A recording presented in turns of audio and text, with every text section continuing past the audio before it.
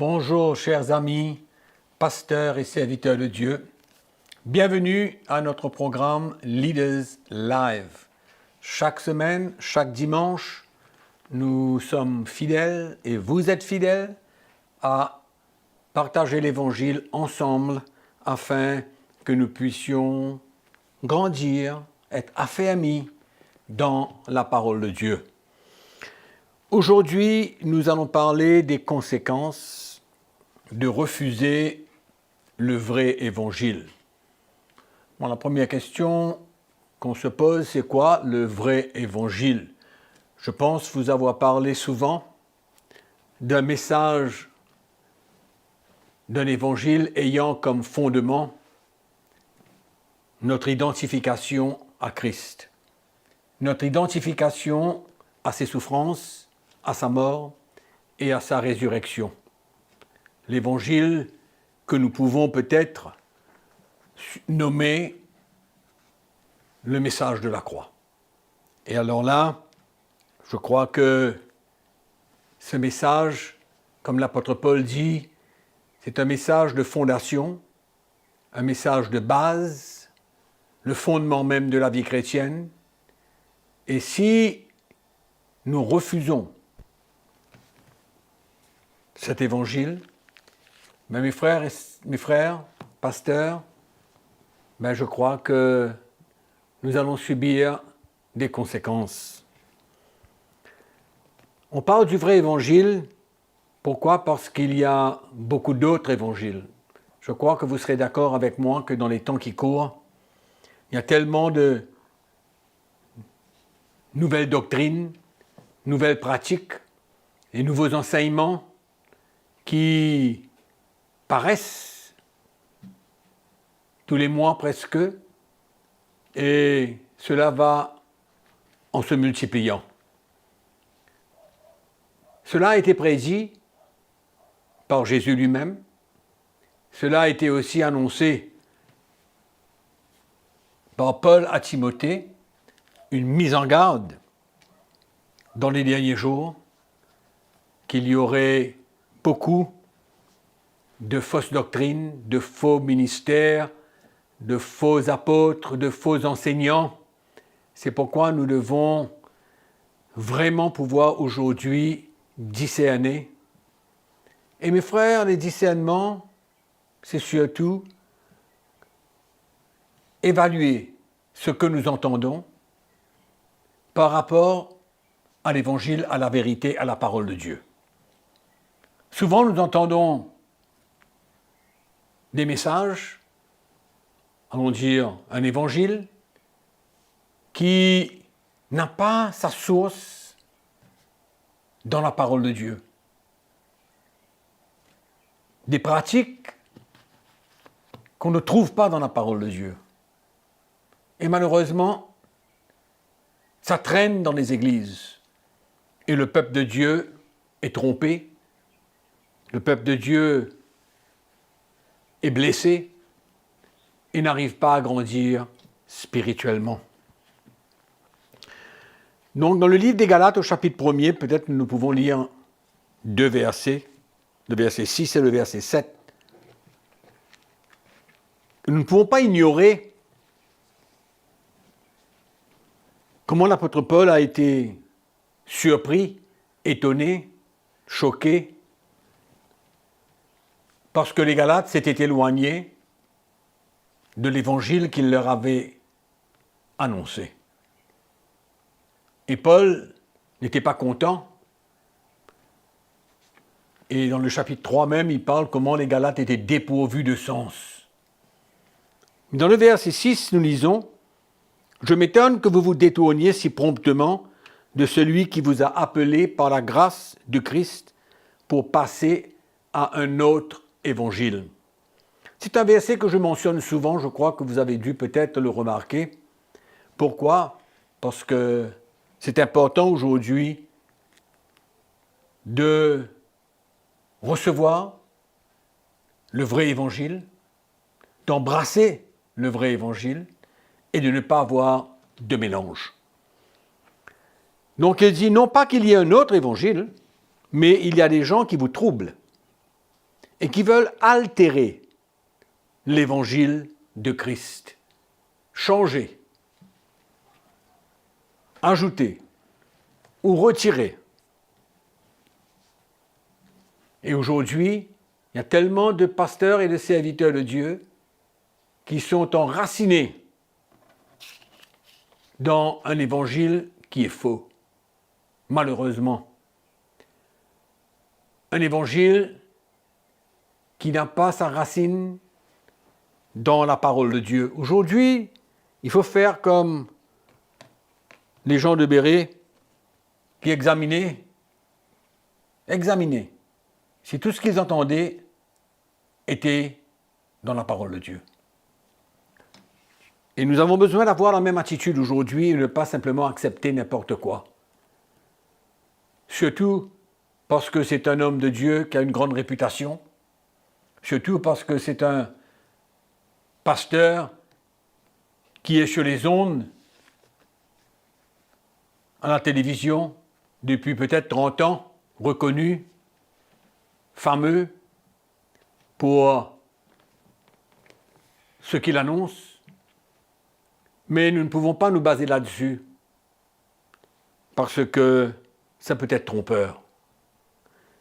Et il nous faut vérifier tout ce qui est annoncé aujourd'hui, tout ce que nous entendons aujourd'hui. Car il y a tellement de nouvelles choses, tellement de doctrines que nous entendons aujourd'hui. Il y a des évangiles confortables, des évangiles que je peux appeler de confort, un évangile qui plaît aux chrétiens, qui aiment entendre des choses qui nourrissent la chair. Donc, aujourd'hui, nous ne pouvons pas compromettre la parole de Dieu. Et dans le verset 10 de ce même chapitre, Paul dit, « Et maintenant, est-ce la faveur des hommes que je désire ou celle de Dieu? Est-ce que je cherche à plaire aux hommes?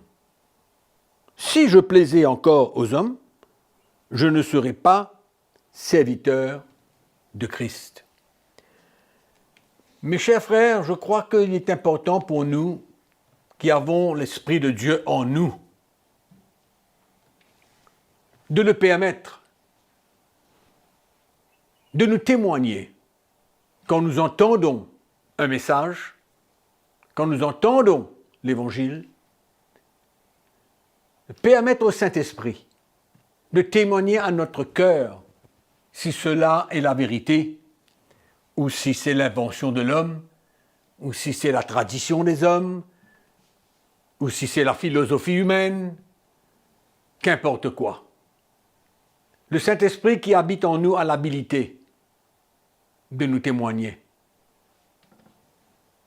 C'est pourquoi aujourd'hui, je réalise que souvent on entend la parole de Dieu, le Saint-Esprit nous témoigne que cela est la vérité.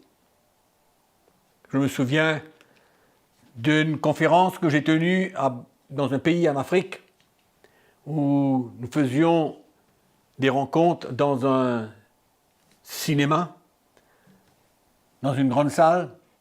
Il y avait environ 500 pasteurs là. Et pendant que je partageais l'Évangile, il y avait une grande excitation.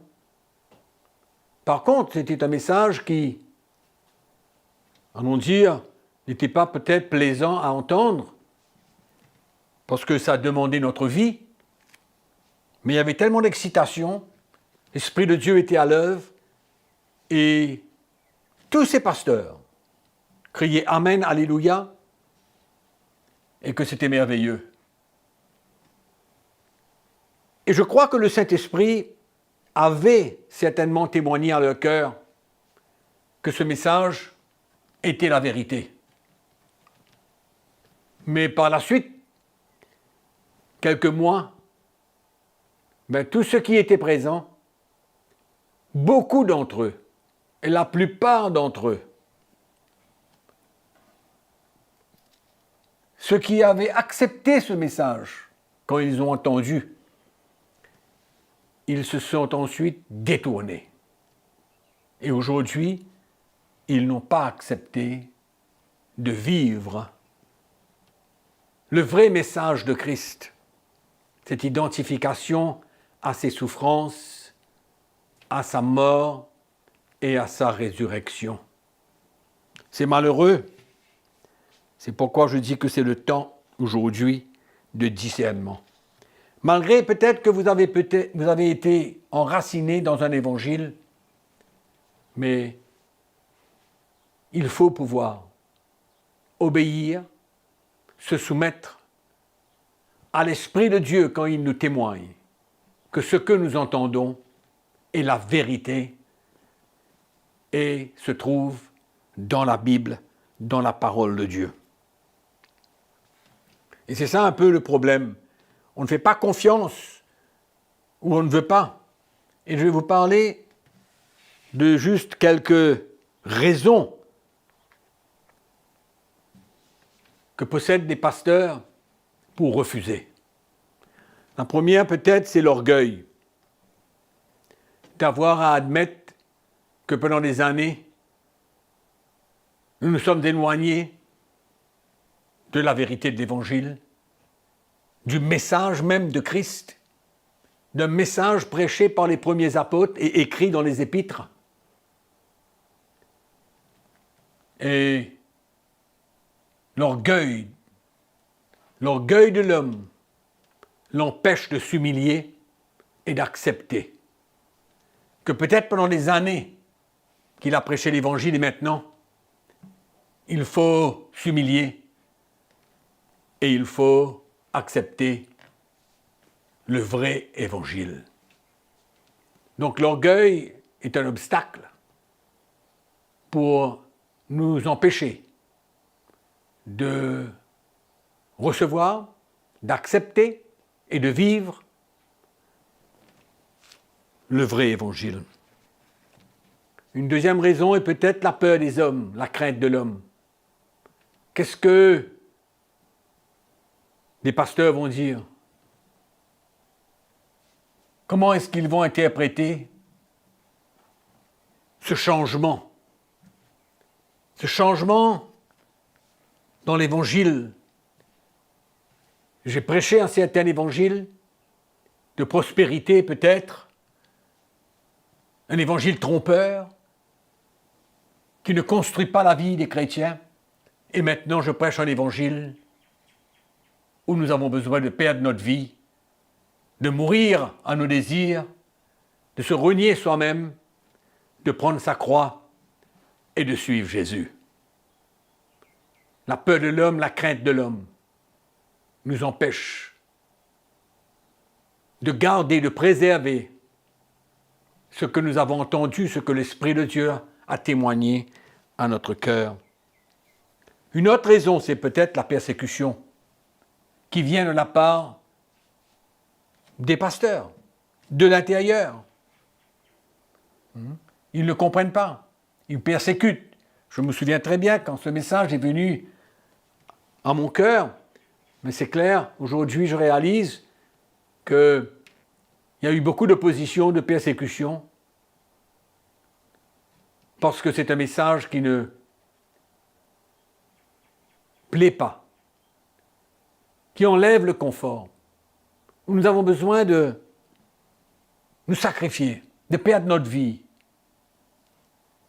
Et donc beaucoup ne sont pas prêts à ce que l'Évangile mette tout à nu et à découvert, les expose.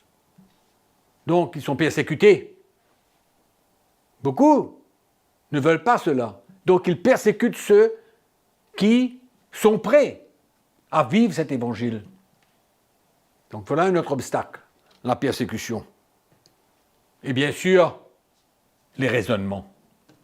On raisonne, on accepte quand on entend, on s'humilie, on se repent même de n'avoir pas prêché le vrai Évangile. Et par la suite, on raisonne. On laisse nos raisonnements secouer la vérité que nous avons entendue. Et tout cela, ce sont des bonnes raisons pour refuser de vivre le vrai évangile, refuser d'accepter le vrai évangile dans notre vie. Et bien sûr, il y aura des conséquences. Vous allez me dire, mais quelles sont les conséquences de refuser d'écouter, d'obéir, de se soumettre, de s'humilier et d'accepter le vrai évangile, l'évangile de Jésus-Christ. Au fait, qu'est-ce qui va se passer quand vous avez entendu le vrai message? Vous avez la foi dans votre cœur parce que vous savez qu'il y a des changements qui viennent. Dans votre propre vie, des changements. Dans votre mariage, dans vos relations. Parce que le Seigneur va avoir accès à certains domaines de votre vie pour vous briser, vous façonner. Donc, quand vous refusez, vous ne verrez pas ce changement. Les choses vont demeurer les mêmes comme auparavant. Comme j'ai dit tout à l'heure, par exemple, les mêmes problèmes que vous avez dans votre mariage, dans votre couple, dans votre famille, dans votre vie personnelle. Il y a tellement de pasteurs qui luttent aujourd'hui, tellement de pasteurs qui sont découragés, ils n'avancent pas. Il n'y a pas de boussole dans leur vie. Le mariage de beaucoup de pasteurs est en danger. Donc il n'y aura pas de changement parce qu'on refuse de prendre notre croix et de suivre Jésus. On n'avance pas. Et souvent, quand on refuse cela, les situations deviennent pires. J'ai vu cela dans la vie de certains pasteurs. C'est pourquoi les conséquences peuvent être sévères. Mais il y a un prix à payer quand on sert Jésus. Il y a un prix à payer pour prêcher et de vivre l'Évangile, le vrai, le message de la croix comme fondement. Donc, pas de changement. Pas de changement, mais on avait la foi quand on a écouté. Mais, pour les raisons mentionnées tout à l'heure, on refuse. Et maintenant, qu'en est-il du ministère? Le ministère, la prédication de l'Évangile. Donc, qu'est-ce qui va se passer? On va continuer à prêcher le même Évangile de prospérité, de bénédiction, de puissance, etc. Mais on ne transporte pas la vie de Jésus. On ne transmet pas la vie de Jésus. Comme l'apôtre Paul dit concernant sa propre vie. Il dit quand la mort agit en moi, la vie agit en vous. Il y a une transmission. Une transmission. Le ministère de l'Esprit. Et nos prédications demeurent sèches, vides. Oui, on peut parler de l'Évangile, on peut parler de la parole, mais il n'y a pas de transmission de la vie de Jésus-Christ qui emmène une conviction dans la vie des chrétiens. Il n'y en a pas. Donc le ministère reste le même. Parce que le message de la croix est un message de repentance, un message où on entre en nous-mêmes et on réalise que Dieu a besoin de faire une œuvre profonde. On s'humilie, on se repent. Donc si on refuse, quelles sont les conséquences? On a d'autres messages pour plaire aux chrétiens. Il y a une très faible démonstration, manifestation du ministère de l'Esprit. Et un autre danger, c'est de s'ouvrir davantage aux fausses doctrines. Quand le fondement n'est pas là dans notre vie, quand le message de la croix n'est pas vécu, on sera attiré vers des doctrines qui nourrissent la chair. On va s'ouvrir davantage à tous ces évangiles qui traînent partout dans le monde, au sein des églises. On pratique des choses qui ne sont pas bibliques et on prêche peut-être jamais la sanctification. Et on tourne autour de quelques messages pour plaire aux chrétiens. Donc quel est le résultat? L'Église demeure stagnante. Elle est stagnante, elle n'avance pas. Notre message ne construit pas. Notre message encourage les chrétiens vers les choses matérielles. Donc on reste le même. Les chrétiens demeurent les mêmes. Ils sont à l'église pendant des années. Ils entendent parler de l'argent. Ils entendent parler de toutes sortes de bénédictions matérielles. Comment multiplier. Comment devenir riche. Mais il n'y a pas de maturité. Il n'y a pas de fondement.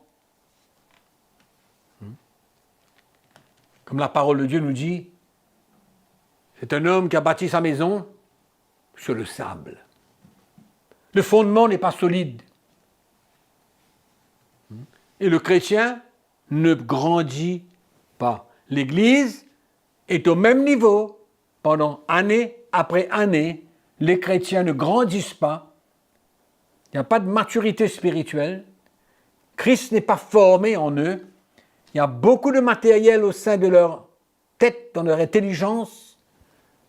Beaucoup d'explications, mais il n'y a pas cette croissance, cette maturité spirituelle. Et l'Église demeure telle qu'elle est depuis des années. Des années. Il n'y a pas de développement spirituel. Une autre chose concernant notre propre vie, quand on refuse ce message. Malheureusement, les pasteurs ne sont pas des exemples et des modèles. L'apôtre Paul dit « Suivez-moi comme je suis Christ. Suivez-moi, soyez mes imitateurs, suivez-moi. De la même manière que moi je suis Christ, suivez-moi. » Et Christ a donné cette instruction que pour être son disciple, il faut se renier soi-même et prendre sa croix et de le suivre. De le suivre. Donc le pasteur qui refuse le vrai évangile, il n'est pas un exemple. Il ne devient pas un modèle pour les chrétiens. Les chrétiens ne voient pas le changement, la croissance, ne voient pas la différence. Mois après mois, il est le même pasteur, le même prédicateur, mais il n'y a pas ce brisement, il n'y a pas cette formation, il n'y a pas cette identification à Christ. C'est comme si il vit pour lui-même et il ne grandit pas. Dans Philippiens chapitre 3, Paul dit, au verset 12, il dit « Ce n'est pas que j'ai déjà remporté le prix ou que j'ai déjà atteint la perfection, mais je cours pour tâcher de le saisir. Puisque moi aussi, j'ai été saisi par Jésus-Christ. » Amen. Donc, il a cette vision de perfection. Mais comment se perfectionner si on n'a pas ce vrai évangile, on n'est pas prêt à obéir à ce message de la croix de Christ pour nous changer? Et alors, on est loin d'être un exemple. Et souvent, quand ce message ne fait pas partie de nous, on reste attaché à l'Ancien Testament. On est légaliste. On est un peu comme ces pharisiens au temps de Jésus. On n'est pas libre. On met de la pression sur le peuple de Dieu. On reste attaché à certains principe. C'est une prescription. C'est une méthode dans l'Ancien Testament. Et ce n'est pas ça le plan de Dieu pour nous. Et on devient légaliste. Et on emmène le peuple de Dieu à souffrir, à porter des fardeaux qui ne sont pas prêts à porter. Donc voilà un petit peu, mes frères, les conséquences de ne pas accepter, embrasser et vivre le message de la croix de Jésus-Christ. Et moi, je prie ce soir que l'Esprit du Seigneur saisisse votre cœur et que la lumière vienne et que vous compreniez que ce n'est pas le temps de refuser le vrai évangile, de ne pas laisser l'orgueil, la crainte de l'homme, les persécutions, les raisonnements vous bloquer. Mais humiliez-vous et soyez prêts à payer le prix. C'est ma prière ce soir pour vous, afin que vous puissiez grandir et recevoir tous les bénéfices pour vous, votre vie, votre famille, votre mariage, l'Église, le ministère, pour tout cela. Donc c'est mon encouragement pour vous aujourd'hui. Que le Seigneur vous bénisse, que sa grâce soit avec vous. Et n'oubliez pas qu'il y a un seul vrai évangile. Et n'oubliez pas aussi qu'on vous aime et on veut le meilleur pour vous. Amen. On se retrouve